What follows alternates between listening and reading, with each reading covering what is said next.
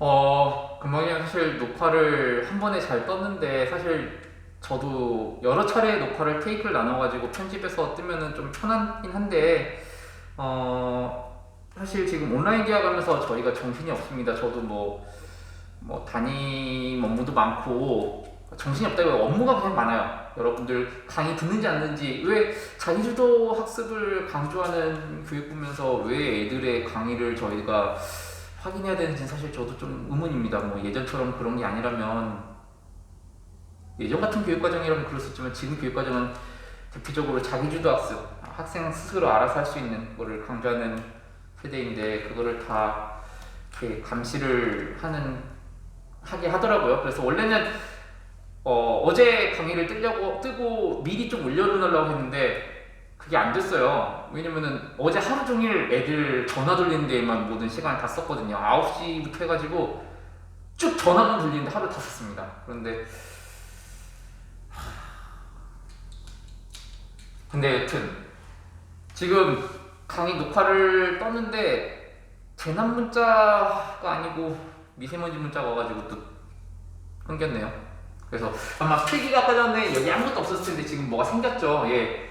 녹화 다 뜨고 나서 확인해 보니까 녹화가 좀 덜 됐더라고요. 한 반밖에 안 됐더라고요. 25분 강의를 했는데 힘이 빠지네요. 또.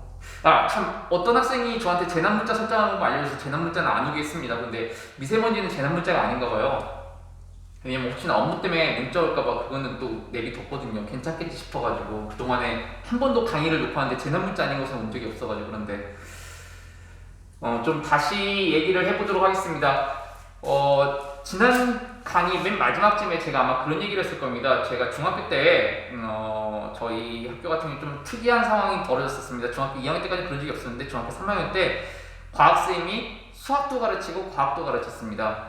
아마 선생님들 수급에 좀 문제가 있어가지고 그랬던 것 같아요. 그래서 그 선생님께서 과학도 가르치고 수학도 가르쳤는데, 그때가 중3 때가 이제 저희가 이제 이거 곱셈공식과 인수분해 공식을 배울 때였거든요. 근데 그 선생님이 간단한 것만 이렇게 전개를 몇 개 해주고, 자 나머지는 니들이 해봐 라고 하고서 바로 그날 시험을 봅니다.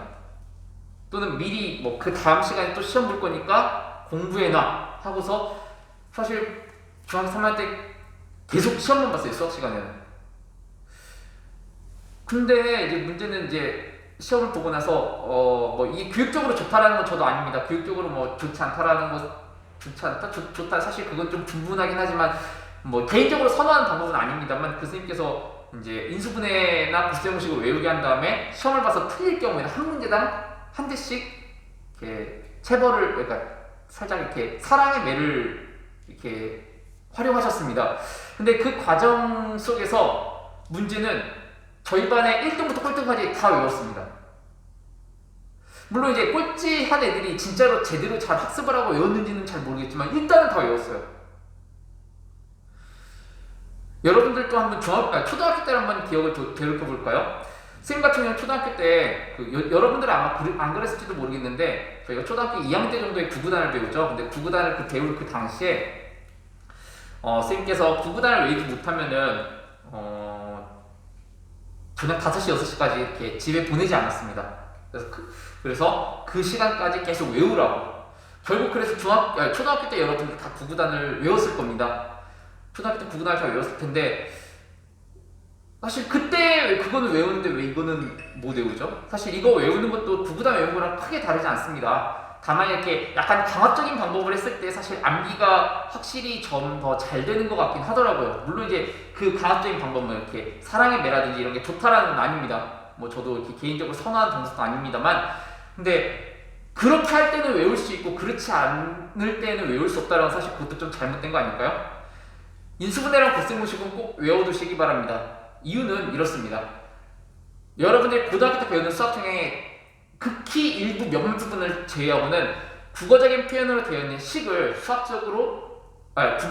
국어적인 표현으로 되어 있는 문제를 수학적인 식으로 우리가 만든 다음에 그 식을 풀어나가서 결국엔 그 근을 구하는 게 목적인데요. 그러다 보면 인수분해, 곱셈공식을 하지 못해가지고 근을 구하지 못하는 경우가 많습니다. 실제로 여러분들 중에 초등학교 한 이제 3학년 정도부터, 좀 빠른 친구들 초등학교 2, 3학년부터 수학을 포기한 친구들이 있더라고요. 그때 수학을 포기한 친구들 같은 경우는 지금 사실 이쪽 부분이 쉽지만은 않을 겁니다. 쉽지만은 않을 건데요. 그래도 지금 온라인 계약식 때는 여러분들 시간이 많습니다. 그래서 집에서 꼼꼼히 모든 교과서의 부분들을 빼놓지 않고 풀어주시길 바랍니다. 그러면서 직접 전개해보세요. 전개하다 보면 이해가 되고요. 이해가 되다 보면 암기를 쉽게 할 수 있습니다.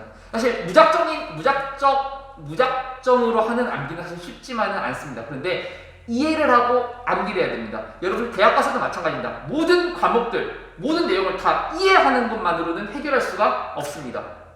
이해를 하고 암기가 뒤따라줘야 됩니다. 꼭 그래서 이해를 하고 그것을 암기할 수 있도록. 그러니까 저도 개인적으로 암기를 좋아하진 않습니다. 저도 사인 30도 코사인 30도 이런 거 모릅니다. 외우지 않습니다. 어떻게 하냐고요? 시험 때 직접 삼각형을 그립니다. 시험 때 삼각형을 직접 그려서 예를 들면 이렇게 그려볼까요? 30, 60, 90 여기 직각이죠? 그래서 1대 6, 3대 2. 그래서 코사인 30도 얼마? 2분의 루트 3. 사실 시험 때 이거 하는데 몇 초 안 걸립니다. 그래서 저도 외우지 않습니다. 외우지 않지만 저는 외우지 않는 거지. 여러분들은 만약에 이 부분이 매끄럽게 되지 않는다면 외워야 합니다. 그 다음에 또 하나 더. 여러분들 중에 아마 여타 다른 수학 문제집 같은 거 보는 친구들 같은 경우에는 되게 많네라고 하는 친구들이 있는데 실제로 우리 수능이랑 평가원을 출제하는 교육과정 평가원에서 여러분들한테 알아야 될 출제하는 내용들은 인수분해랑 부등식 딱 이거밖에 없습니다. 이 정도입니다. 나머지는 이거의 파생 부분입니다. 그렇기 때문에 그렇게 어렵지만은 않습니다. 그래서 꼭 해보시길 추천합니다. 그리고 꼭 외워주세요. 그래야지만 일단은 맨 마지막 인수분해를 하는 데 있어서 여러분들 쉽게 다가갈 수 있습니다. 자, 여기 지금 출시되어 있는 것 같은 경우는 좀 더 나중에 한 번 더 얘기하도록 하겠습니다. 다음 시간에 할 내용들을 미리 프리뷰를 좀 한 건데 출시되어 있어가지고 근데 그것도 지금 다시 쓸 수는 없어가지고요. 제가 시간이 없어서. 자, a 플러스 b의 제곱은 a제곱 플러스 2ab 플러스 b제곱입니다. 그 다음에 여기 마이너스 노란색으로 되어 있죠. a 마이너스 b의 제곱은 a제곱 마이너스 2ab 더하기 b제곱입니다. 정리해보십시오. a 플러스 b, a 마이너스 b는 정리하면은 a제곱 아까 전에 했었죠? 마이너스 b제곱이 되고요. 자, 그 다음에 이거는 3번은 제가 직접 해보도록 하겠습니다. 여러분들이랑 같이 한번 해보도록 하겠습니다. 그리고 시간이네요.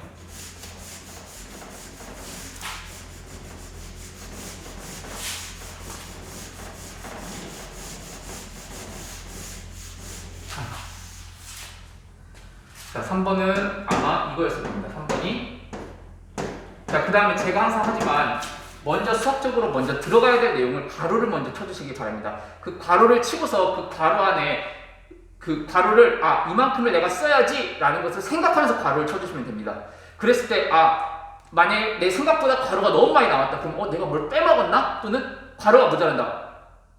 내가 뭘 잘못 썼나? 라는 걸 인식할 수 있습니다. 그렇기 때문에 꼭 먼저 괄호를 먼저 쳐주고 해주시기 바랍니다. 여러분들 꼭 수학식을 쓰다 보면은 괄호 이쪽, 왼쪽 괄호만 먼저 열고 오른쪽 괄호를 닫지 않는 경우들이 종종 있습니다. 그러다 보면 여러분들 서술형에서도 감점이 될 수 있습니다.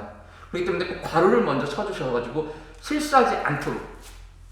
자, 그 다음에 ax 더하기 b, 그 다음에 cx 더하기 D라고 써보시도록 하죠. 자, 정리해 보도록 하겠습니다. 자, 원래는 사실 이렇게 좀 해야 되겠지만 공간이 없어가지고 제가 이렇게 그냥 썼다가 만약 최종적인 식을 여기다 쓸 겁니다. 자, 정리해 보면 어떻게 되죠? 그렇죠. ax 곱하기 cx가 되죠. 그 다음에 자, 이거 정리하면 어떻게 되죠? ax 곱하기 d가 되는데요. d를 먼저 써볼까요? d 곱하기 ax. 자, 그 다음에 곱하기. 자, 이거 정리하면 어떻게 되죠? b 곱하기 cx. 자, 맨 마지막에는 뭐가 되죠? 그렇죠? 더하기 먼저 하는데 b 곱하기 d가 될 겁니다. 사실 이렇게 하나하나 색깔로 보여진 이유는 사실 이 색깔들 아마 파란색들이 여러분들 카메라에는 잘 보이지 않을 겁니다. EBS나 사설 인강 같은 경우는 마찬가지입니다. 파란색은 사실 칠판에서 썼을 때 우리 실제로 육안으로 보는 것보다 카메라에서 잘 보이지 않습니다. 잘 보이지 않음에도 제가 이렇게 일부러 색깔 구두를 해줘서 써준 이유는 이게 전개된 A, B, C, D가 다 각각 어디에 가는지를 꼭 파악하라는 의도에서 제가 이렇게 써준 겁니다. 물론 쉬운 학생들은 이럴 필요 없습니다. 이렇게 제가 해줄 필요 없지만 그럼에도 불구하고 이렇게 해주는 이유는 여러분들 많은 학생들을 위함입니다. 자, 마저 전개해서 써주도록 하겠습니다.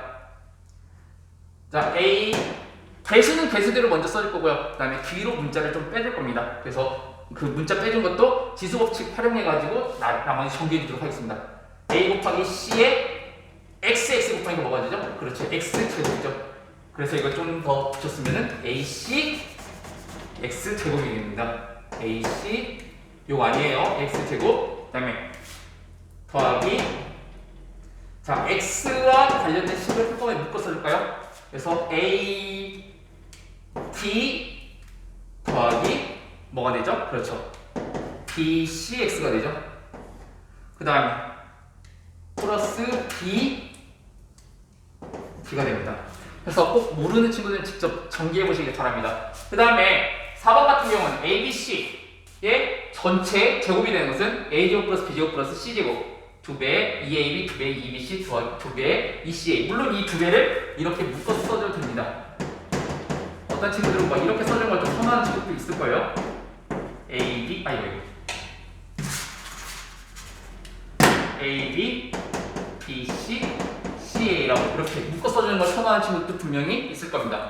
그 다음에 A 플러스 B의 세제곱 같은 경우는 A 세제곱 더하기 3A 제곱 B 더하기 3A B의 제곱 더하기 B의 세제곱. 사실 여기 지금 이렇게 막 좀 어지러지 써져 있는 이유는 좀 이따 다음 시간에 할 내용을 아까 전에 녹화를 뜨면서 했었던 내용들이 있기 때문에 그렇습니다. 굳이 지우지 않았습니다, 제가. 그 다음에 A-B의 세제곱은 A 세제곱 마이너스 3A 제곱 B 더하기 3A B의 제곱 마이너스 B 세제곱입니다. 근데 여기 같은 경우는 1번 같은 경우 잠깐 한번 보실까요? A 플러스 B의 제곱, 그 다음에 A 마이너스 B의 제곱. 부가 플러스일 때는 여기가 플러스가 되고요. 마이너스일 때는 여기 가운데 마이너스만 됩니다. 근데 여기 같은 경우는 저거는 2차식이기 때문에 가운데만 마이너스가 되는데 이거 같은 경우는 3차식이기 때문에 플러스일 때는 다 플러스지만 마이너스일 때는 이 B에 대한 1차식과 B에 대한 3차식에 대해서만 마이너스가 됩니다. 그 이유는 사실 이 B라는 부호가 마이너스라는 부호가 B가 가지고 있습니다. B의 부호는 마이너스입니다. 그러다 보니까 여기 같은 경우는 B가 한 번 써져 있어요. A에 대한 부호 플러스 B에 마이너스 붙어져서 마이너스가 되고요. 그 다음에 여기 마이너스 B 세제곱 같은 경우는 마이너스 B 곱하기 마이너스 B 곱하기 마이너스 P 즉 그래서 마이너스 붙으니까 플러스가 되는데 마이너스 하나가 더 남죠. 그래서 마이너스 B의 세제곱이 됩니다. 그 다음에 7번은 A 플러스 B 곱하기 A 제곱 마이너스 AB 더하기 B 제곱입니다. 그래서 이걸 정리해주면 A 세제곱 더하기 B 세제곱이고요. 그 다음에 A 마이너스 B 곱하기 A 제곱 플러스 AB 더하기 B 제곱 같은 경우는 A 세제곱 마이너스 B 세제곱이 됩니다. 그래서 이번 시간에는 이 8번까지 이것들은 여러분들이 나중에 인수분해를 위해서라도 꼭 외워두시길 바라고요. 그 다음에 이쪽 1번부터 8번까지는 왼쪽에서 오른쪽으로 한 것은 다 곱셈공식입니다. 그 다음에 오른쪽에서 왼쪽으로 한 것은 다 여러가지 인수로 표현한 거죠. 이것도 인수, 이것도 인수. 그 다음에 이런 것도 다 각각의 인수입니다. 인수로 표현한 거예요. 즉 그래서 1번부터 8번까지 오른쪽에서 왼쪽은 다 인수분해입니다. 인수분해이기 때문에 여러분들이 그 부분 잘 이해해 주시길 바라고요. 다음 시간에는 뭘 할 거냐면 일단 그 지난 시간에 한번 했던 내용이긴 한데요. A 플러스 B의 제곱에 대한 기하학적인 모형이 어떻게 되는지 다시 한번 복습할 겁니다. 그 이유는 이번 시간에 했던 A 플러스 B 플러스 C의 제곱에 대한 기하학적인 모형을 한번 다음 시간에 그려볼 겁니다. 그러기 위해서 할 거고요. 그 다음에 A 플러스 B에 대한 세제곱 같은 경우는 기하학적인 모형을 다음 시간에 할 겁니다. 그 다음에 마지막으로 다음 시간에 진짜 마지막으로 사실 다음 시간 내용들은 좀 다 어려운 내용들입니다. 아마 쉽게 생각하는 친구들 아마 없을 텐데요. 그 다음에 맨 마지막으로 A 플러스 B에 대한 제곱은 각각 개수를 비교하면 1, 2, 1입니다. 그 다음에 A 플러스 B에 대한 세제곱은 1, 3, 3, 1입니다. 그 다음에 A 플러스 B에 대한 4제곱은 개수들만 얘기하면 1, 4, 6, 4, 1입니다. 이건 사실 우리가 나중에 확률 통계를 배울 때 배우는 내용인데요. 그래서 그 내용을 하는 데 있어서 지금 먼저 살짝 맛보기를 보여주도록 하겠습니다. 그래서 다음 시간에 보도록 하겠습니다. 감사합니다.